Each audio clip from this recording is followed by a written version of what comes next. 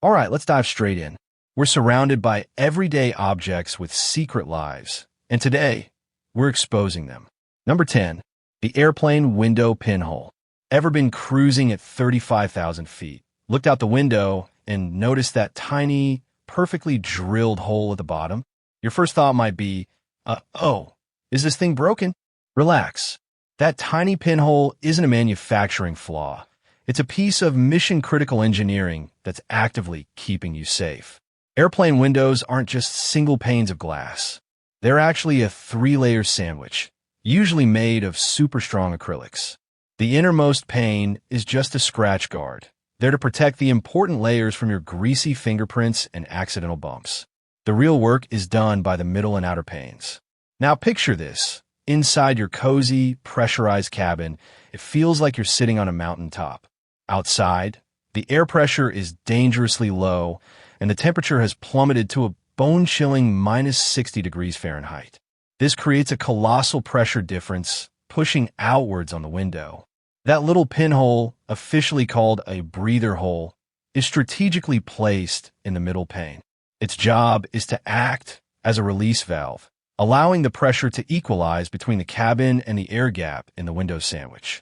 This means the strong, structural outer pane takes the brunt of the pressure, just as it was designed to, while the middle pane just chills out. Without that hole, the middle pane would be under immense stress, which is a risk you don't want to take. But it has another brilliant function. That little hole is also your personal, built-in window defogger. The temperature difference between the warm cabin air and the frigid outside air is a perfect recipe for condensation. Without the breather hole, moisture would get trapped between the panes, and your view of the Grand Canyon would look like you're peering through a steamy bathroom mirror after a long, hot shower. The hole allows moisture to escape, ensuring your view stays crystal clear. It's a tiny, elegant solution to two potentially big problems, working silently to keep you safe and your Instagram photos sharp. Number 9, the birth of bubble wrap. Back in a New Jersey garage in 1957, two engineers, Alfred Fielding and Mark Chavon, were on a quest. Their grand idea? To create the next big thing in interior design. Textured, 3D plastic wallpaper. They imagined homes across America adorned with their groovy, futuristic wall covering. They took two sheets of plastic shower curtain, fused them together, and trapped air bubbles in between. The result, they hoped, would be a trendy, tactile surface. The reality? It was a complete and utter flop. The stuff looked weird and wouldn't stick to walls properly. It was a design disaster. Most people would have tossed their failed invention in the trash. But Fielding and Chavon looked at their bubbly plastic sheets and saw potential. They just didn't know for what. Their timing, however, was impeccable. The computer age was dawning, and companies like IBM were building massive, incredibly expensive, and fragile mainframes. Shipping these electronic behemoths across the country was a logistical nightmare. They needed a lightweight, protective material that could absorb shocks. Suddenly, the failed wallpaper looked like a genius solution. IBM became one of their first and biggest customers, wrapping their precious tech in what we now know as bubble wrap. The air-filled pockets were perfect shock absorbers, cradling sensitive components and protecting them from the bumps and bruises of transit. It was light, which kept shipping costs down, and cheap to produce. Before they landed on packaging, the inventors brainstormed over 400 other potential uses, from greenhouse insulation, it actually worked pretty well, to swimming pool covers. But its true destiny was to become the guardian angel of fragile goods everywhere, and later, the world's most satisfying stress relief toy. Number 8, the padlock's secret drain. Go grab a standard padlock, the kind you'd use on a garden shed or a locker. Flip it over. See that tiny hole at the bottom, right next to where the key goes in? That's not a mistake from the factory or a weird design choice. It's an essential feature that dramatically extends the life of your lock.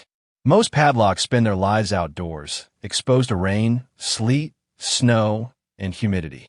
Without that little hole, the lock's internal mechanism would become a tiny, self-contained swimming pool.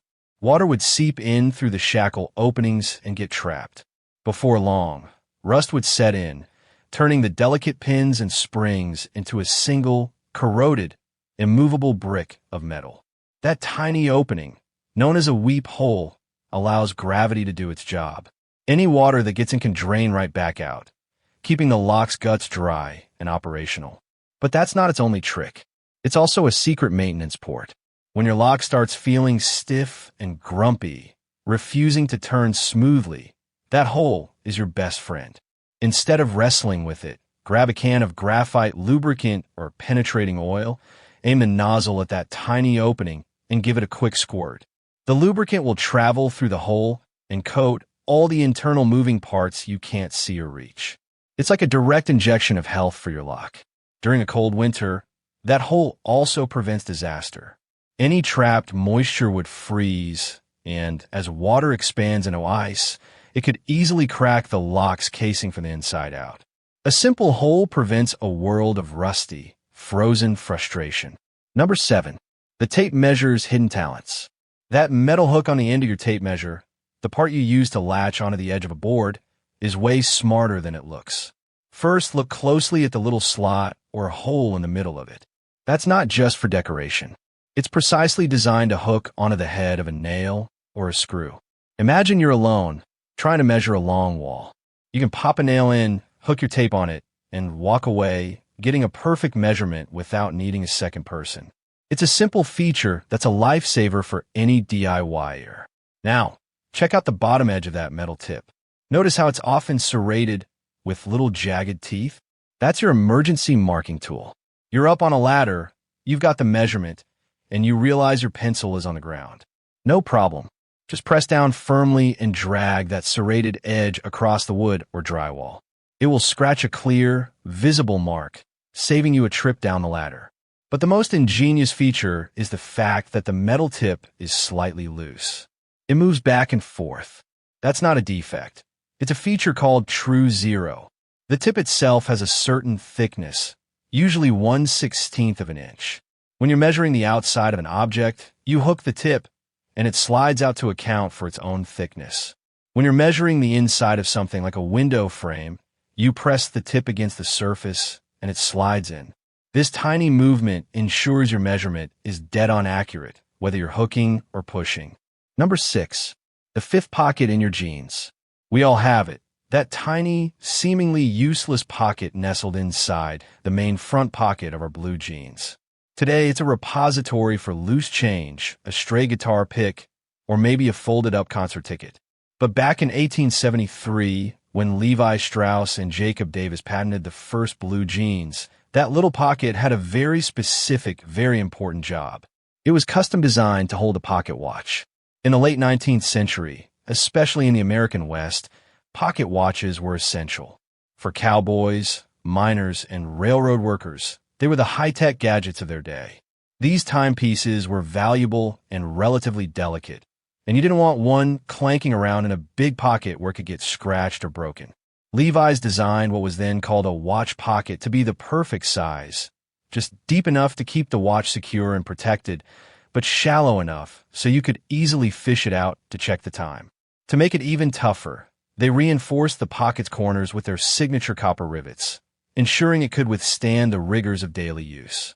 While the pocket watch has long been replaced by the smartphone in our main pocket, this little piece of history stubbornly remains, a sartorial echo of the Wild West still stitched into almost every pair of jeans we buy. Number 5. The bobby pin's wavy secret.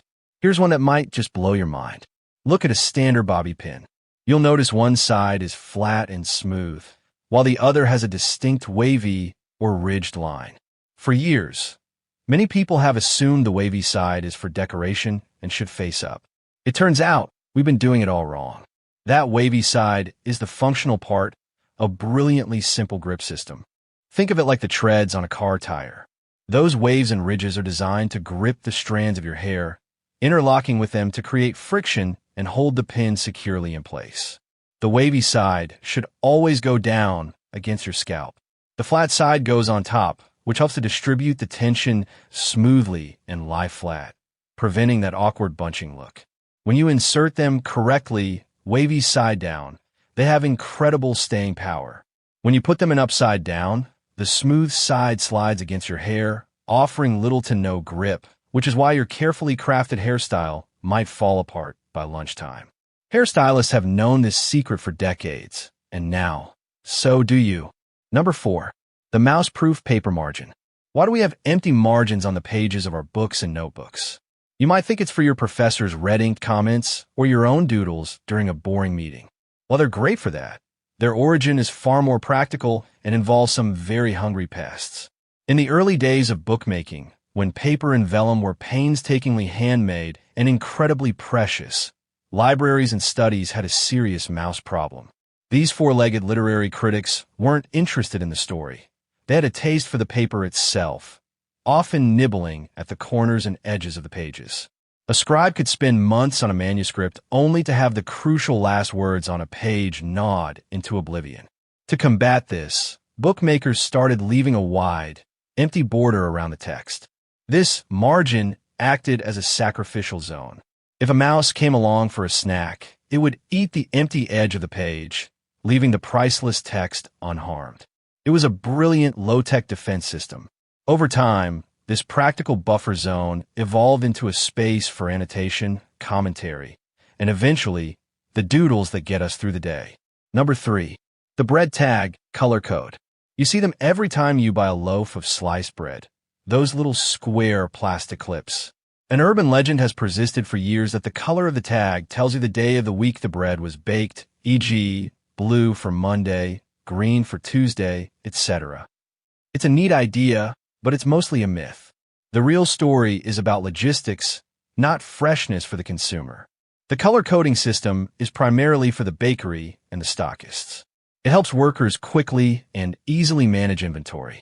For example, a driver delivering new bread and removing old bread can glance at the tags and instantly know which loaves need to be pulled from the shelf, without having to read the tiny best by date on every single bag. Different bakeries use different systems. Some might use a color for day of the week system internally, but it's not standardized across the industry. Others use colors to denote the type of bread, e.g., yellow for whole wheat, red for sourdough, to help sort massive orders quickly. These little tags are also marvels of engineering. They're designed with just the right amount of flexibility and grip to seal the bag without tearing it, and the holes in them are often designed for high-speed automated machinery to grab and apply them at the factory. Number 2. Play-Doh's grimy origins. Before it became the iconic, brightly colored modeling compound that has sparked the imaginations of millions of children, Play-Doh had a much dirtier, far less glamorous job. In the 1930s, it was invented as a wallpaper cleaner. Back then, many homes were heated with coal, which left a nasty layer of black soot and grime on the walls. A Cincinnati-based soap company, Qtall Products, created a pliable, putty-like substance that could be rolled across wallpaper to lift the soot right off. It was a functional, if unexciting, cleaning product. By the 1950s, coal heating was being replaced by cleaner natural gas and oil, and wallpaper was becoming washable. Suddenly, Qtall Products had a warehouse full of wallpaper cleaner that nobody wanted. The company was on the brink of failure until one of the founders' relatives, a nursery school teacher named Kay Zufall, read an article about kids using the wallpaper cleaner for art projects. She tested it with her students, and they absolutely loved it. It was non-toxic, easy to mold, and much softer than traditional modeling clay. Seeing a golden opportunity, the company reformulated the putty, removing the cleaning agents, adding vibrant colors and a distinct almond scent. They rebranded it Play-Doh, and a legend was born. It went from a product for wiping away grime to a tool for creating imaginary worlds. Number 1. The side holes on your Converse. Those two little holes on the inner side of your Converse Chuck Taylor All-Stars, down near the sole, aren't just a quirky design element. They are a legacy feature from the shoe's origin as elite basketball footwear. Back in the early 20th century, when these sneakers dominated the court, gyms were hot and stuffy. Players would run, jump, and pivot for hours, and their feet would get incredibly sweaty. Converse designers added those two holes, called medial eyelets, for one primary reason: ventilation. They acted like tiny windows, allowing air to circulate inside the canvas shoe, helping to cool down the player's feet and let moisture escape. This was crucial for both comfort and performance. Sweaty, waterlogged shoes are heavy, and in a game of inches and seconds, every ounce counts. These simple holes helped keep the shoes lighter and the players more comfortable. The U.S. Olympic basketball team even wore them. Today, while most of us wear Chucks for fashion rather than for basketball, those holes are still there, a nod to their athletic heritage, silently keeping our feet a little less swampy. Some people have even found a new use for them, creating unique and custom lacing patterns. And that's our list. There are hidden stories everywhere you look. I'll be back with more. Make sure you subscribe so you don't miss it.